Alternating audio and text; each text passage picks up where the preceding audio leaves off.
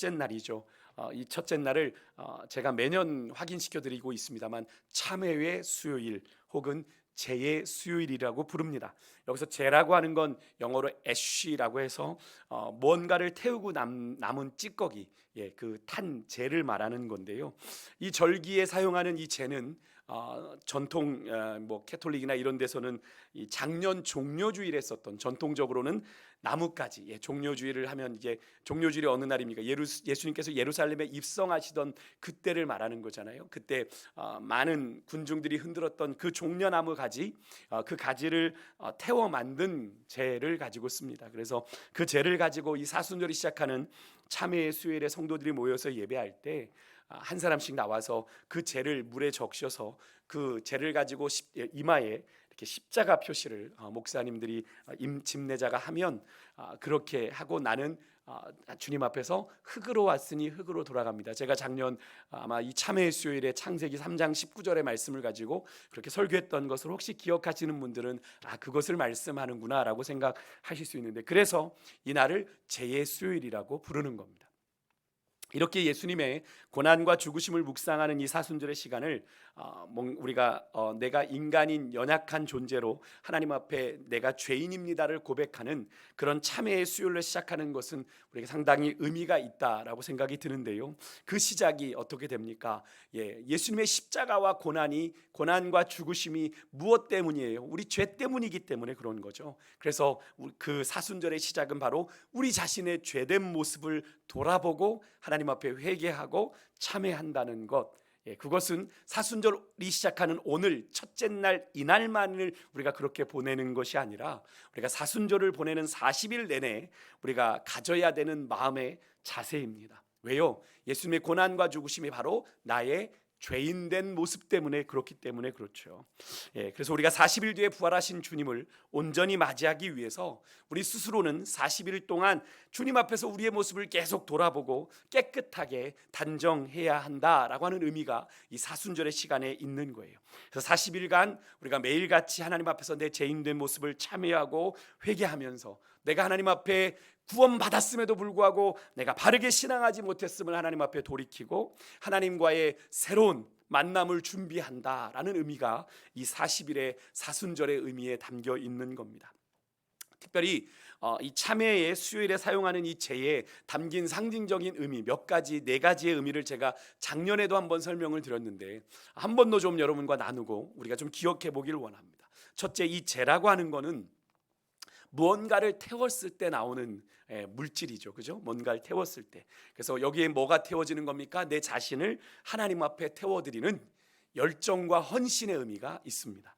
그러니까 작년 종려주일에 막 쓰였던 나뭇가지가 태워져서 생긴 제가 아까 오늘 이 참회의 수요일에 애쉬 웬즈데이에 쓰여지는 제라고 말씀을 드렸는데, 여러분 작년에 그 종려주일 예루살렘의 입성의 화려한 만큼이나 우리가 구원을 갈망하며 우리가 구원을 받아서 하나님의 부르심을 쫓아 여러분 한 해를 살았어요. 그죠? 작년 부활절 이후로 1년을 살았는데 여러분 어떻게 그렇게 다짐했던 그런 마음으로 여러분 잘 살아오셨습니까?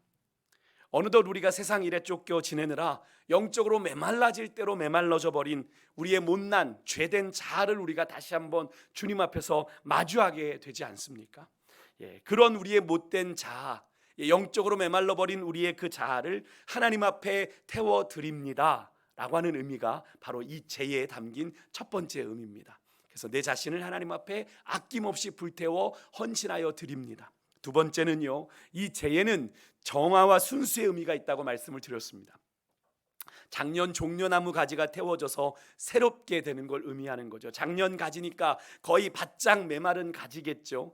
그렇게 메마른 가지가 태워져서 재가 되듯이 우리의 메마른 심령이 성령의 불로 태워질 때 우리 안에 어떤 게 일어나요? 죄의 불순물들이 제거되고 영적으로 정결하고 새로움을 덧입게 된다 라고 하는 걸 의미하는 거죠. 여러분 불로 쇠를 재련하고 단련하면 어떻게 됩니까? 그 쇠에서 불순물이 제거돼서 정금같이 되는 것과 같은 개념이죠. 세 번째로 이 재는요, 유한함을 의미합니다. 제가 작년에 그런 표현을 여러분들에게 좀 드렸는데 기억이 나실지 모르겠어요. 승화장에 가면 이렇게 시신이 불에 활활 타오르는 불에 들어가고, 그 들어가는 장면까지 이제 유가족들이 보게 되거든요. 그리고 이제 커튼을 쳐놨다가 나중에 이제 커튼을 열게 되면 정말 재만 남은 모습을 보게 되고, 그 분골을 가지고 이렇게 그 여기 통에 담는 것들을 이제 나중에 보게 되는데요. 정말 그 큰 시신이 다 타고 남으면 정말 한 줌의 재만 남습니다.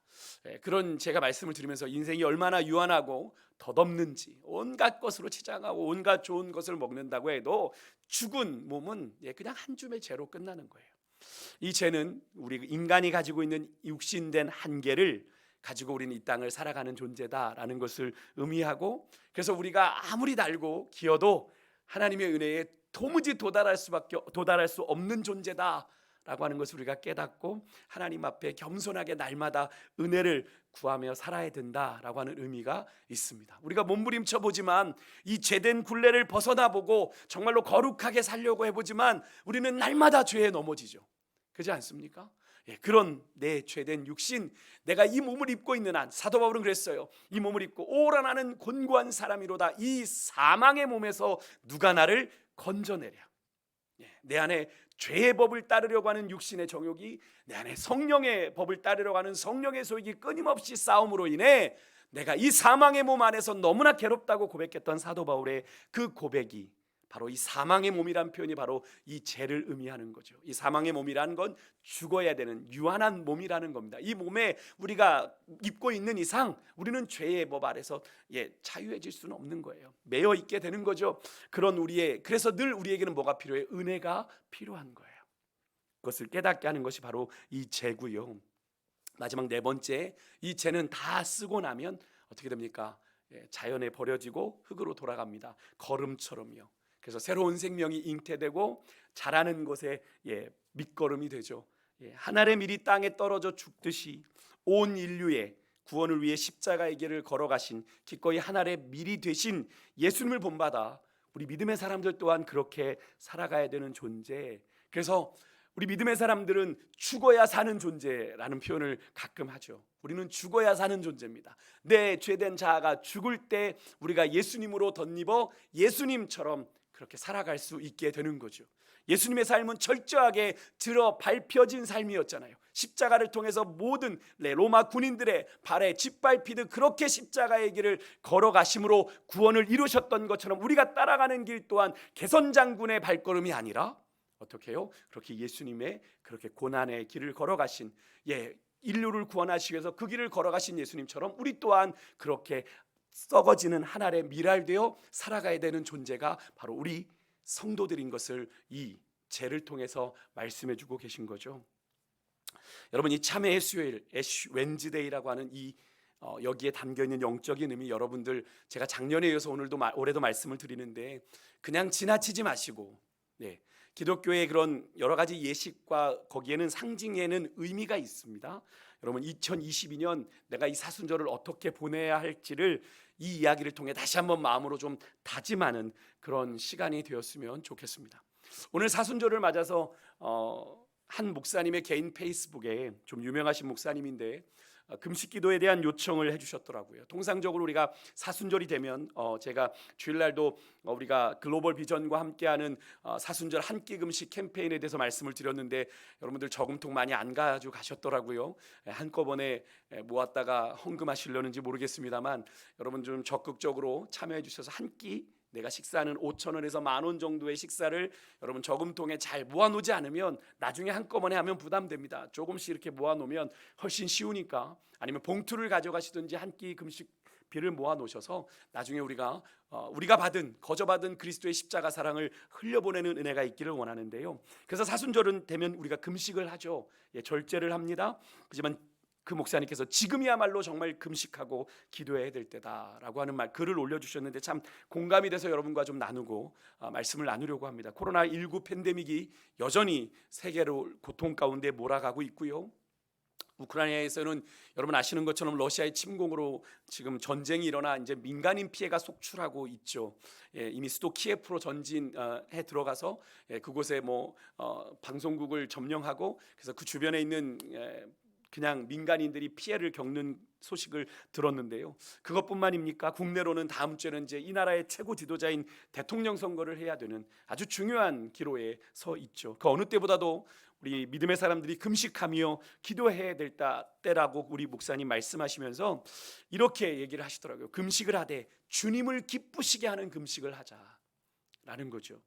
여러분, 저도 여러분들에게 좀 부탁을 드리고 싶은데 2022년 이번 사순절에는 우리가 정말 예수님의 고난과 죽으심을 좀 진지하게 묵상하면서 그분의 고난에 우리가 참여하는 마음으로 하루에 한 끼 혹은 뭐 두 끼, 여러분이 하실 수 있는 대로 뭐 일주일에 3일, 뭐 일주일에 하루 이렇게 금식을 하는 시간들을 좀 가져보시면 어떨까 하는 생각을 해보는데, 여러분 그렇다면 하나님이 기뻐하는 금식이 뭐예요? 이사야 선지자가 이스라엘 백성들이 금식을 해도 하나님이 역사하시지 않는다라고 불평을 해요. 이사야 58장 3절에 보면, 근데 그렇게 불평하는 이스라엘 백성들에게 이사야 선지자가 이렇게 말씀을 대언했습니다. 제가 읽어드릴게요. 보라, 너희가 금식하는 날에, 사실은 금식하는 날에 죄를 뒤집어 쓰고 하나님 앞에 근신하고 참회해야 되는데 그들이 뭘 했냐면 오락을 구하고 온갖 일을 시키는도다. 보라, 너희가 금식하면서 논쟁하고 다투며 악한 주먹으로 치는도다. 그러니까 금식을 하긴 하는데 자기 즐거운 오락도 하고 자기가 뭐 이득 볼 것도 하고 논쟁도 하고 싸우기도 하고 뭐 주먹 다짐도 하는 거예요. 올바른 금식을 하지 않는 겁니다. 그러면서 이사야가 이렇게 얘기합니다. 너희가 오늘 하는 금식하는 것은 너희의 목소리를 하나님 앞에 상달하게 하려는 것이 아니니라. 이것이 어찌 내가 기뻐하는 금식이 되겠으며 이것이 어찌 사람이 자기의 마음을 괴롭게 하는 날이 되겠느냐. 그러면서 이사야가 하나님이 기뻐하는 금식이 무엇인지를 하나님의 말씀을 통해서 전하는 거, 여러분 잘 아시는 구절이에요. 내가 기뻐하는 금식은 흉악의 결박을 풀어주며 멍에의 줄을 끌어주며 압제당하는 자를 자유하게 하며 모든 멍에를 꺾는 것이 아니겠느냐. 또 줄인 자에게 내 양식을 나누어 주며 유리하는 빈민을 집에 들이며 헐벗은 자를 보면 입히며 또 내 고륙을 피하여 스스로 숨지 아니하는 것이 아니겠느냐. 자기 실속 차리는 것이 아니라 베풀고 나누고 섬기는 일들을 하는 것, 그것이 바로 하나님이 기뻐하는 금식이라고 하는 거죠. 그래서 우리가 그렇게 사순절 금식 캠페인을 하고 있는 거예요. 그렇다면 하나님이 어떻게 하신대요? 그렇게 하나님이 기뻐하는 금식을 하면 하나님이 이런 약속을 주세요. 이사야 58장 8절입니다. 8절부터 11절까지 좀 길지만 제가 읽어드릴게요. 하나님이 기뻐하는 금식을 하면 어떤 일이 일어나는지, 그리하면 내 빛이 새벽같이 비칠 것이며 내 치유가 급속할 것이며 내 공의가 내 앞에 행하고 여호와의 영광이 내 뒤에 호위하리니, 내가 부를 때는 나 여호와가 응답하겠고 내가 부르짖을 때는 내가 여기 있다 하리라. 만일 너희 중에서 멍에와 손가락질과 허망한 말을 제하여 버리고 줄인 자에게 내 심정이 동하여 괴로워하는 자의 심정을 만족하게 하면 내 빛이 흑암 중에서 떠올라 내 어둠이 낮과 같이 될 것이며 여호와가 너를 항상 인도하여 메마른 곳에서도 내 영혼을 만족하게 하며 내 뼈를 견고하게 하리니 너는 물된 동산 같겠고 물이 끊어지지 아니하는 샘 같을 것이라. 아멘. 하나님이 기뻐하는 금식으로 하나님이 약속하신 이 복이 어마어마하지 않습니까? 금식의 능력이 있는 이유는 다른 게 아니죠. 금식, 내가 먹는, 사람에게 가장 기초적인 본능이라고 할 수 있는 식욕을 제어하는 거죠.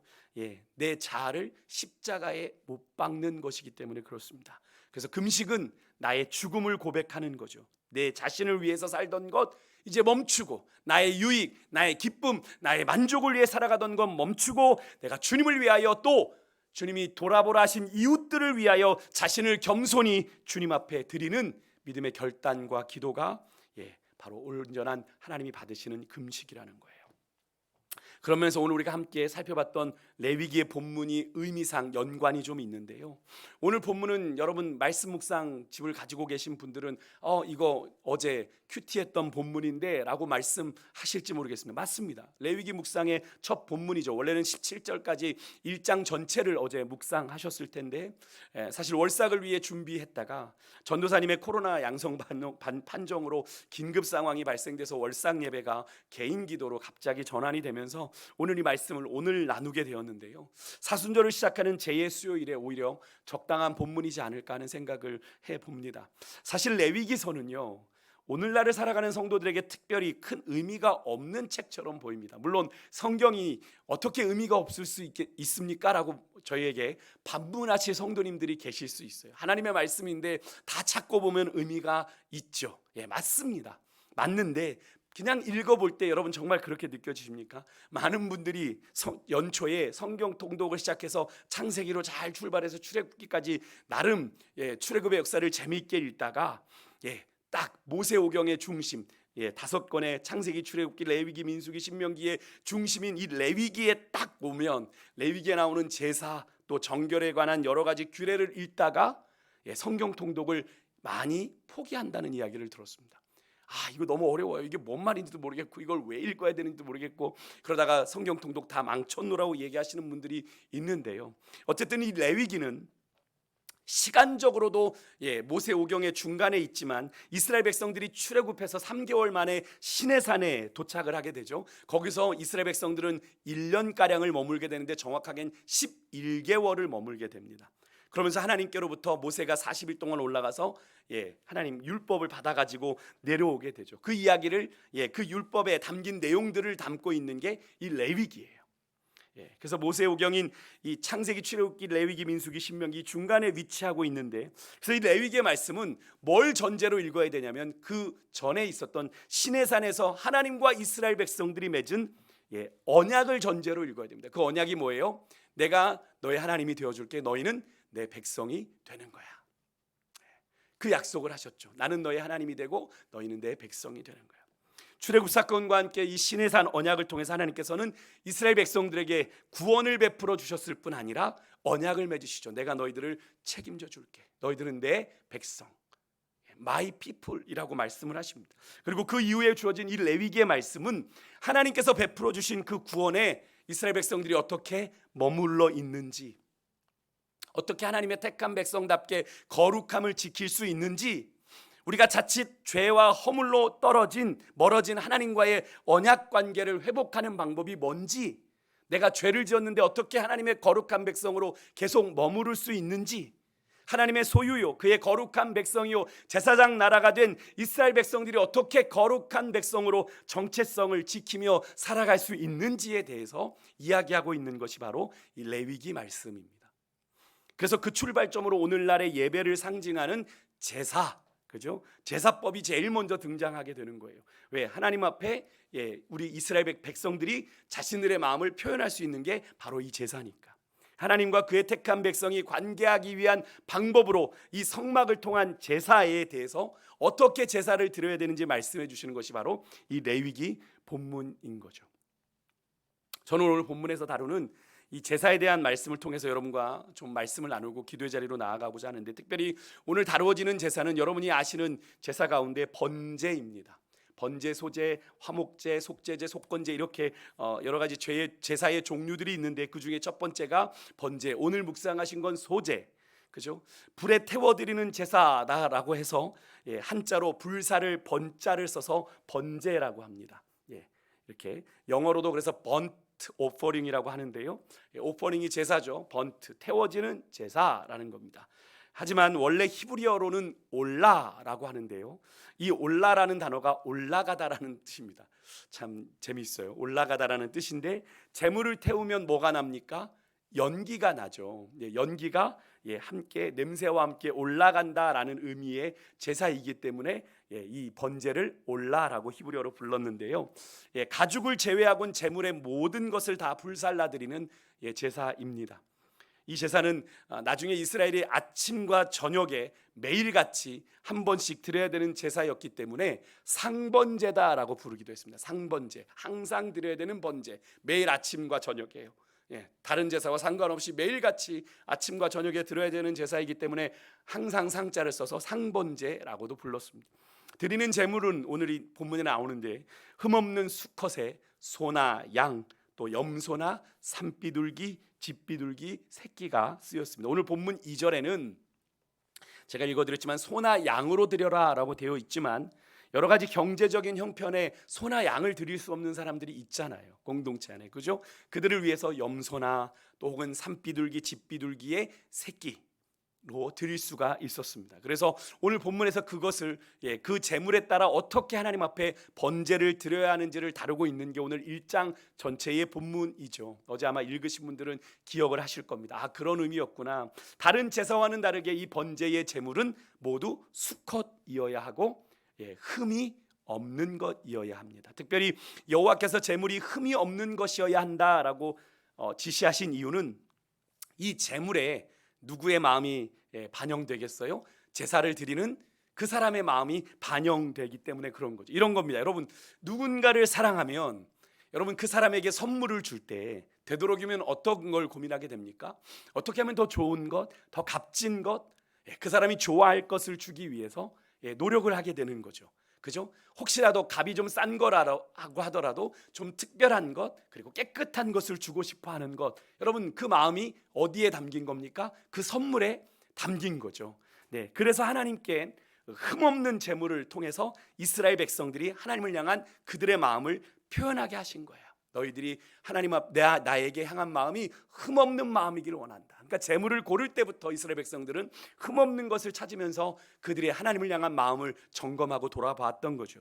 우리가 말라기 말씀을 떠올려 보면 그 의미를 더 분명하게 알게 됩니다. 제가 일전에도 한번 이 말라기 말씀을 인용해 드렸던 적이 있는데, 말라기는 우리 성경상으로도 구약의 마지막 책이죠.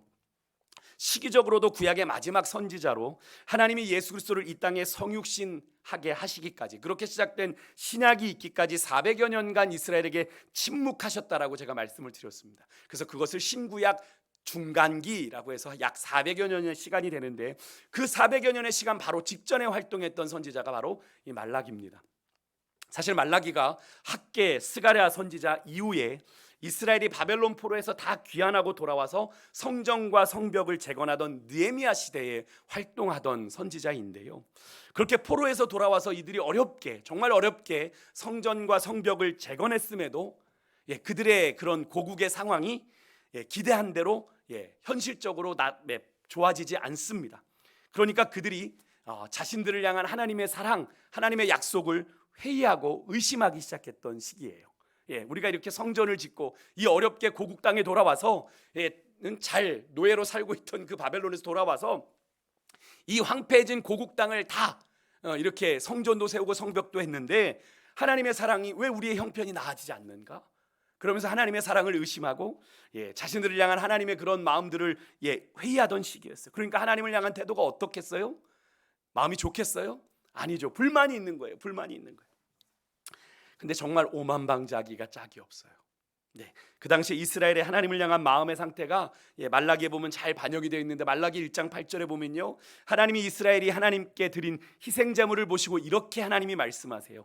이스라엘이 눈먼 희생제물, 그러니까 눈이 멀었어요. 죄송합니다. 눈이 하나 없던가 아니면 보이지 않는 거죠. 저는 것, 병든 것을 바쳤대요. 하나님 앞에. 하나님이 얼마나 화가 나요. 13절은 심지어 하나님께 제사하는 것이 번거롭다고 해서 코웃음 치면서 참 번거로워. 왜 이렇게 하나님은 우리를 이렇게 번거롭게 제사하게 만드셨어? 마음이 없는 거죠.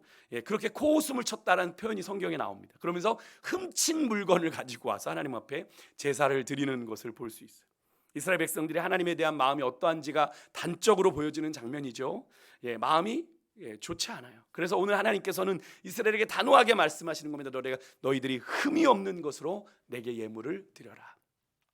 정리하면 하나님께 제물을 드리려면 어떻게 하라고 번제에 대해서 말씀하셨어요. 흠이 없는 수컷, 소나 양, 혹은 형편에 따라서는, 형편이 좀 어려우면 염소나 산비둘기, 집비둘기 새끼를 제물로 하나님께 번제를 드리라고 말씀하셨는데, 그렇게 이스라엘 백성들이 하나님께 제물을 구별하여 드림에 있어서 잊지 말아야 될 중요한 제사의 정신이 예배의 정신이라고도 바꿀 수 있겠습니다. 오늘날 우리의 예배니까요. 3절에 나옵니다. 우리 3절 말씀 같이 한번 한 목소리로 읽어볼까요? 같이 읽습니다. 시작. 그 예물이 소의 번제이면 흠없는 수컷으로 회막 문에서 여호와 앞에 기쁘게 받으시도록 드릴지니라.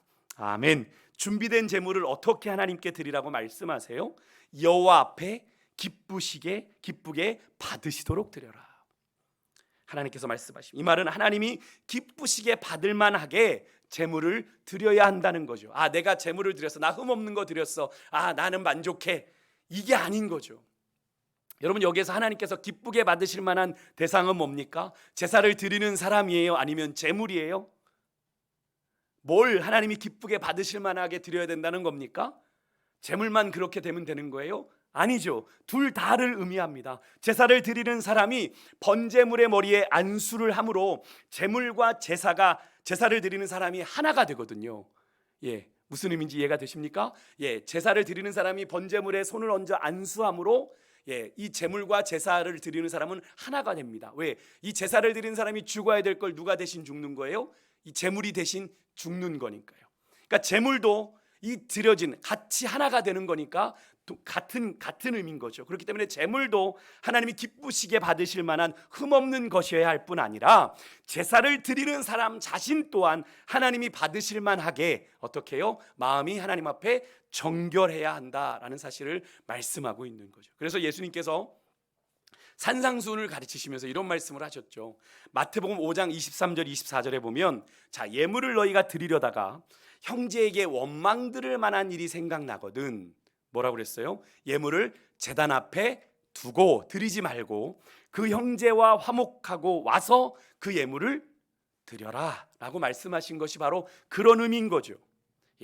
그래서 제물만 온전하면 되지 내가 뭐가 문제가 아니라 제물을 드리는 사람의 마음 또한 하나님 앞에서 거리낄 것이 없는 정결함이 있어야 한다라고 말씀을 하시는 거죠. 여기서 우리가 두 가지를 좀 생각해 볼 수 있겠는데, 만약에 구약의 제사를 대신하는 오늘날의 우리의 예배 또한 어떤 겁니까? 하나님이 기쁘게 받으실 만한 것이 되어야 한다라고 하는 사실을 우리에게 가르쳐주고 있죠.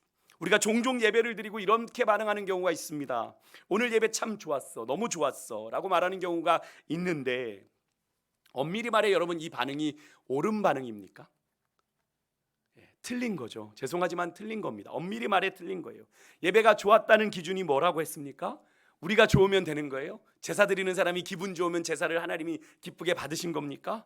아니죠. 우리의 예배를 받으실 하나님이 그 예배를 기쁘게 받으셨을 만한 예배였는지가 그 기준이어야 되는 거죠.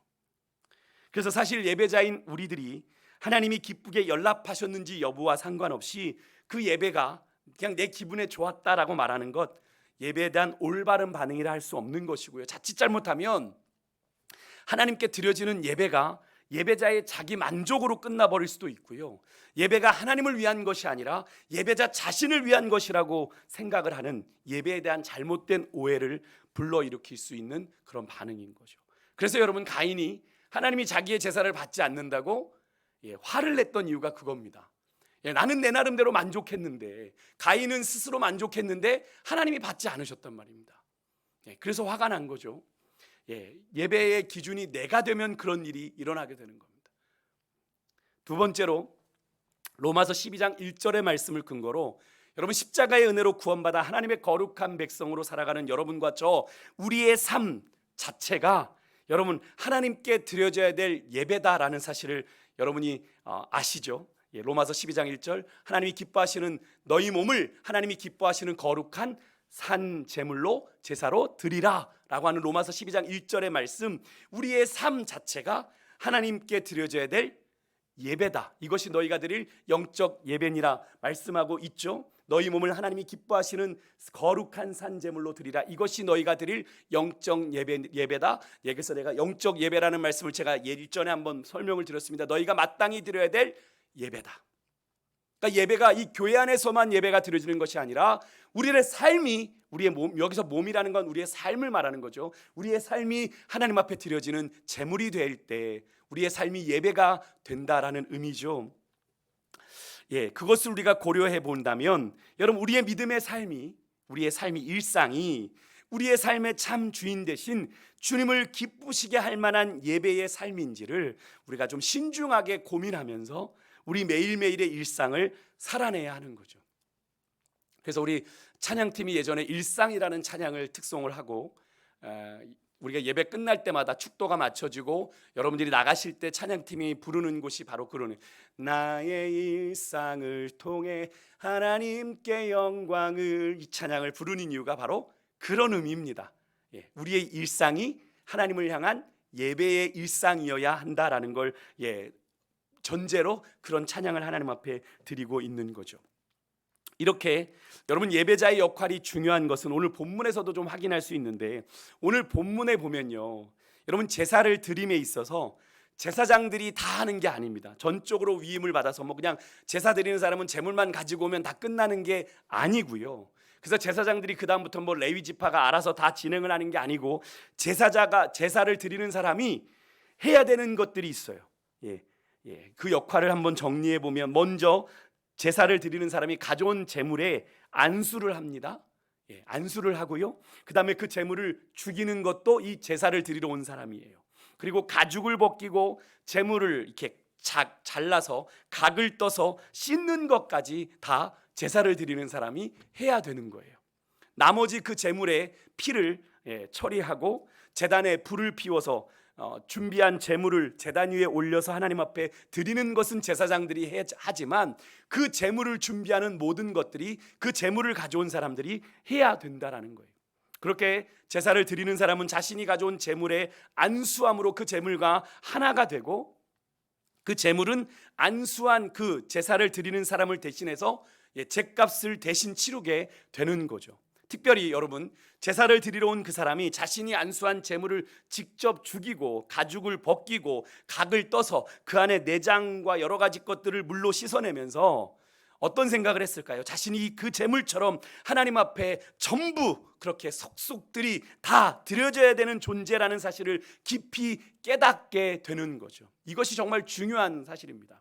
여러분, 제사자가 그냥 그 제물을 잡겠어요? 아니죠. 내가 이 제물에게 안수한 그 순간 나와 동일하게 되니까 내가 이 제물처럼 하나님 앞에 각을 떠서 드려져야 되는데, 나 대신 누가 죽는 거예요? 이 제물이 죽는 거잖아요.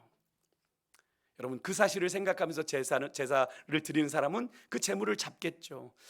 제사에 있어서 상당히 많은 부분을 이 제물을 가져온 제사를 드리는 사람의 헌신이 보여지고 있는데요. 오늘날로 치면 이 장면이 우리 예배자들이 예배에 대한 구경꾼, 관람꾼이 되어서는 안 되고 보다 적극적으로 예배에 참여해야 한다라는 사실을 말하는 거죠. 실제로 요즘 예배에 와서 많은 이들이 예배에 참여하기보다는 예배를 관람하듯 구경하듯 앉았다 가는 사람들 참 많죠. 그분들의 예배가 온전한 예배일까요? 아닙니다. 죄송하지만 아니에요. 온전한 예배일 수 없는 거죠. 끝으로 오늘 이 번제에 대한 말씀에서 이 제사가 하나님이 기쁘시게 받으실 만한 제사요, 예배가 되려면 이 부분이 가장 중요한데요. 오늘 본문에 보면 여러분, 소로 드리는 번제가 3절에서 9절까지, 양이나 염소로 드리는 번제가 10절에서 13절까지, 그리고 새로 드리는 번제가 14절에서 17절까지 어떻게 구체적으로 그 제물들을 드려야 되는지 방식이 나오거든요.